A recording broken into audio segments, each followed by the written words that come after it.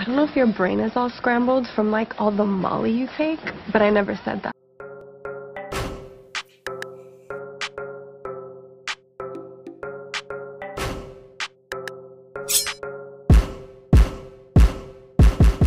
Hey, bienvenue dans cette vidéo. Aujourd'hui, je suis super contente de vous retrouver pour parler de la série Euphoria. Tout le monde connaît ou a entendu parler d'Euphoria, mais est-ce qu'on n'en ferait pas un petit peu trop ? La série est-elle un chef-d'œuvre ou est-elle surcotée? On en parle, let's go! Alors, premièrement et rapidement, qu'est-ce que c'est? Euphoria est une série américaine qui a été diffusée pour la première fois en 2019, donc c'est quand même une série qui reste très récente. Avant même la sortie du premier épisode, le public était déjà très dans l'attente. Évidemment, avec Drake en tant que coproducteur de la série, ainsi que Zendaya en tant qu'actrice principale, disons que la recette était plutôt pas mal et on avait hâte de découvrir l'univers d'Euphoria. Et je peux vous dire que nous n'avons pas été déçus. Aujourd'hui, Euphoria est une véritable référence en matière de teen show, en matière de série dramatique même, et elle compte des millions et des millions de fans à travers le monde. La série a eu un impact phénoménal sur le public. Un peu comme dans Skins à l'époque, la série dépeint et poétise le quotidien de jeunes adolescents qui naviguent entre la drogue, le sexe et les autres petites expériences, amoureuses ou non, que l'on peut traverser à cet âge-là. Alors pour ceux qui ont besoin d'un petit contexte, le scénario raconte l'histoire de Rue Bennett, qui est jouée par Zendaya. Rue Bennett est une lycéenne qui, après avoir fait face à la mort de son père, se retrouve complètement plongée dans la drogue. Et quand je vous dis drogue, je parle de drogue dure. I'm not talking about marijuana here. On assiste alors à la spirale infernale dans laquelle elle et son entourage se retrouvent coincés. La série est une distribution d'ensemble, alors les autres personnages ont tout autant leur importance et leur développement. On va parler dans un premier temps des points forts de la série, puis juste après on passera aux points faibles, selon moi bien évidemment. L'un des premiers points forts pour moi de la série, c'est finalement la diversité qu'on peut retrouver dans le casting, dans les personnages. Ça fait du bien de voir des personnages comme Kat, par exemple, qui est un personnage très sexy, joué par une femme plus size. Barbie Ferreira d'ailleurs, que je suis depuis sur Instagram. Ça fait du bien de voir un personnage comme celui de Jules. Jules qui est une femme transgenre, jouée par une femme transgenre. Son personnage est réellement développé et elle n'est pas là pour faire de la figuration ou bien pour respecter un quota. Et je ne le dirai jamais assez, peu importe d'où tu viens, peu importe qui tu es, peu importe ton genre, ta couleur de peau, ta morphologie, on a tous besoin de représentation. C'est pour ça que lorsque je vois une série comme Euphoria qui amène sur le devant de la scène des personnes qu'on n'a pas l'habitude de voir, eh ben ça fait du bien. Un des principaux atouts de la série, bien évidemment, ce sont les visuels, l'esthétisme de la série. Les visuels sont réellement exceptionnels. Le directeur artistique a dit, je cite, « vouloir créer une réalité émotionnelle à travers des visuels dramatiques ». On peut prendre comme exemple cette scène de la saison 2 avec le personnage Cassie, qui est d'une véritable poésie visuelle. La série est donc très esthétique, bien qu'il y ait quand même une certaine profondeur dans les sujets qui sont traités et dans le scénario. La bande-son également est très travaillée afin de donner un rendu psychédélique qui colle très bien avec les visuels justement. C'est l'artiste Labyrinthe qui a composé et interprété la plupart des chansons qui sont utilisées dans la saison 1 comme dans la saison 2. D'ailleurs, la bande-son a eu énormément de succès, on a pu comptabiliser beaucoup de streams à travers TikTok puisque de nombreux challenges en rapport avec la série ont pu être créés. Nous avons aussi un développement des personnages qui est exceptionnel. Le personnage de Maddie, joué par Alexa Demie, a beaucoup plu au public. Son style, sa personnalité, ses clapbacks sont iconiques. Suck my dick. Et pour revenir sur les visuels, parlons du maquillage dans la série les amis.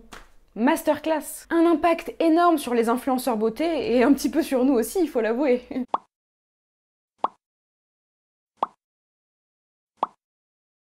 Ça brille, il y a des paillettes, il y a du cat liner, il y a du cut crease, on adore. Tout ce dont on avait besoin. Un peu d'extravagance en fait dans une série commerciale, bah ça ne fait pas de mal. On voit donc très bien l'impact qu'a eu la série sur notre génération, que ce soit sur les réseaux sociaux ou même en dehors des réseaux sociaux. On ne peut pas parler des personnages de la série sans mentionner le jeu d'acteurs exceptionnel, magnifique de Zendaya. Il faut savoir que Zendaya, contrairement à son personnage Rue dans la série, est décrite par son entourage comme une personne très saine de corps et d'esprit qui ne consommerait absolument pas de drogue et pas ou très peu d'alcool. Si vous avez vu la série, et en VO, s'il vous plaît, vous avez pu remarquer à quel point le rôle de Rue est crédible, à quel point Zendaya arrive très bien à nous transmettre la détresse et le sentiment de manque de son personnage. Sans spoiler, certaines scènes de la saison 2 où elle est prête à tout pour avoir sa prochaine dose sont très troublantes.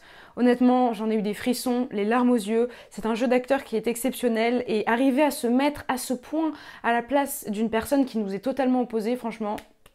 Et comme je vous le disais, on ressent vraiment toute la négativité et la noirceur qui peuvent émaner d'une personne accro à la drogue dure. Et également le mal que cela peut faire à son entourage. Donc vous l'avez compris, c'est une série qui est très belle, c'est une série qui traite des sujets profonds, c'est une série qui a des personnages très intéressants et très attachants. Mais passons maintenant à ce que je considère être les points négatifs et faibles de la série. Premièrement, l'attente, en fait. On nous donne des miettes, les amis. On s'extasie devant des miettes. Non.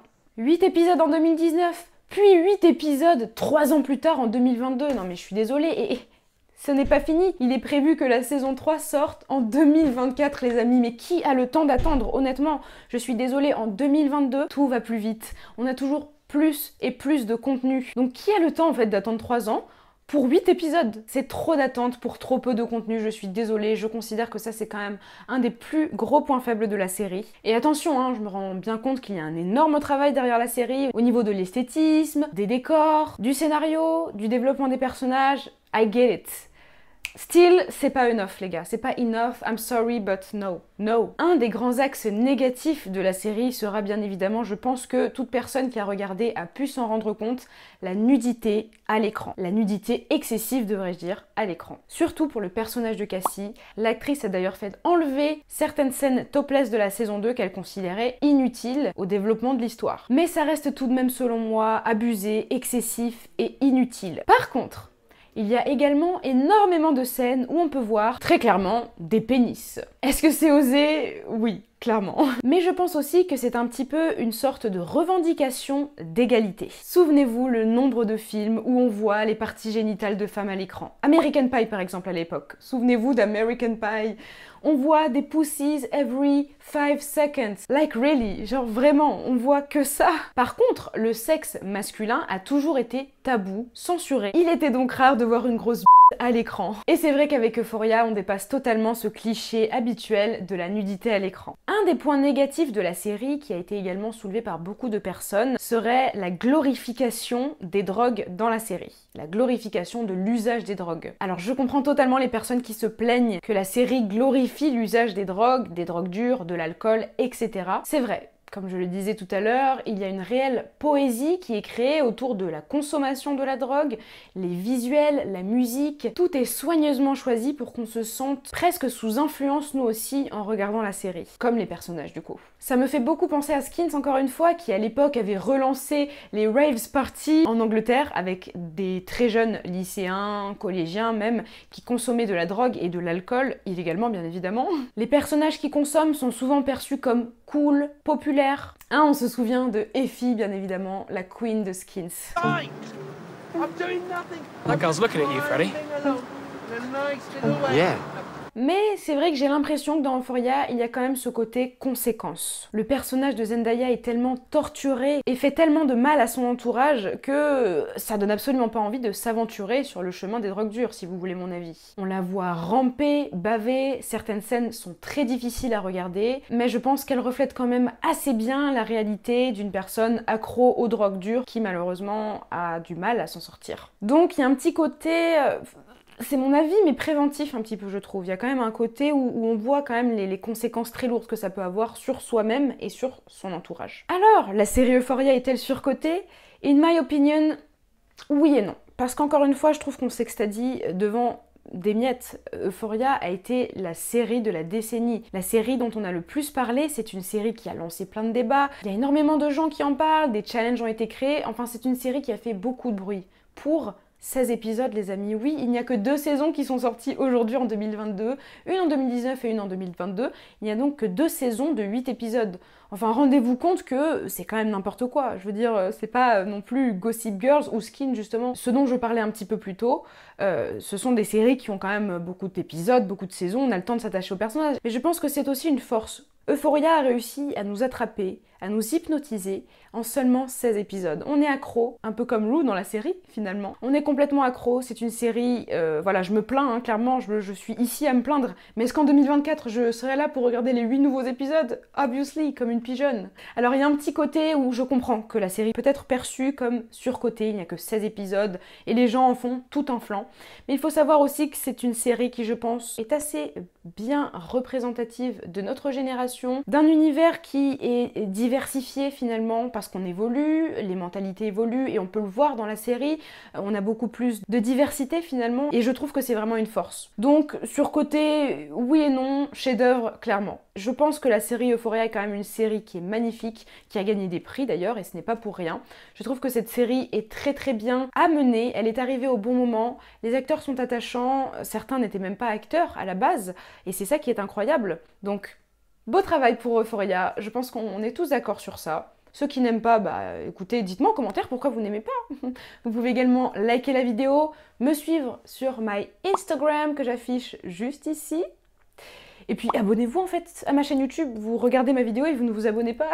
Abonnez-vous à ma chaîne YouTube, ça me fait super plaisir. Et puis on se retrouve très très vite pour une nouvelle vidéo. Bye!